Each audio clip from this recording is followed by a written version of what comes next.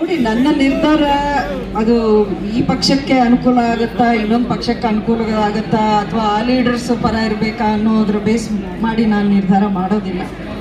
ನನ್ನನ್ನು ನಂಬಿದ ಒಂದು ಬೆಂಬಲಿಗರು, ಸಪೋರ್ಟರ್ಸ್, ಅಭಿಮಾನಿಗಳು, ಅಂಬರೀಷ್ ಅವರ ಅಭಿಮಾನಿಗಳು, ಅವರ ಒಂದು ಭವಿಷ್ಯವನ್ನು ಉದ್ದೇಶದಲ್ಲಿ ಇಟ್ಕೊಂಡೇ ನಾನು ಯಾವುದೇ ಒಂದು ನಿರ್ಧಾರವನ್ನು ಮಾಡ್ತೀನಿ. ಇದೇ ಥರ ಕಾಂಟ್ರವರ್ಸಿ ಆಗೋ ಚಾನ್ಸಸ್ ಇದೆ.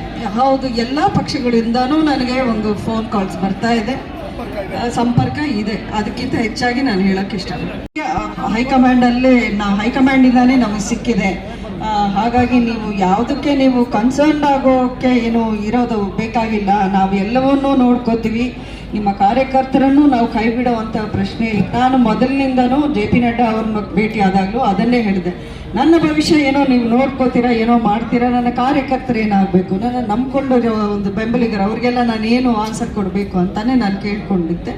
ಅವ್ರೆಲ್ರಿಗೂ ನೀವೇನು ಹೇಳ್ತೀರೋ ಅದೇ ರೀತಿ ನಾವು ನಡ್ಕೊಳ್ತೀವಿ ಅನ್ನೋಂಥ ಮಾತನ್ನು ಹೇಳ್ತಾ ಬಂದರು. ಆದ್ರೂ ನಾನು ನನ್ನನ್ನು ನಂಬಿದವ್ರನ್ನ ವಿಶ್ವಾಸಕ್ಕೆ ತಗೊಳ್ಳದೆ ಯಾವುದೇ ಒಂದು ಹೆಜ್ಜೆ ಹಾಕಬಾರ್ದು ಅನ್ನೋ ನಿಟ್ಟಿನಲ್ಲಿ ಇವತ್ತು ಅವ್ರನ್ನ ಬರೋಕ್ಕೆ ಹೇಳಿದ್ದು. ಇನ್ನು ಒಂದು 2-3 ದಿನಗಳಲ್ಲಿ 3ನೇ ತಾರೀಕು ಮಂಡ್ಯದಲ್ಲಿ ಒಂದು ಸಭೆಯನ್ನು ಕರೆದು ಅಲ್ಲೇ ನಾನು ಅಂತಿಮ ನಿರ್ಧಾರವನ್ನು ನಾನು ಪ್ರಕಟಣೆ ಮಾಡಿದೆ.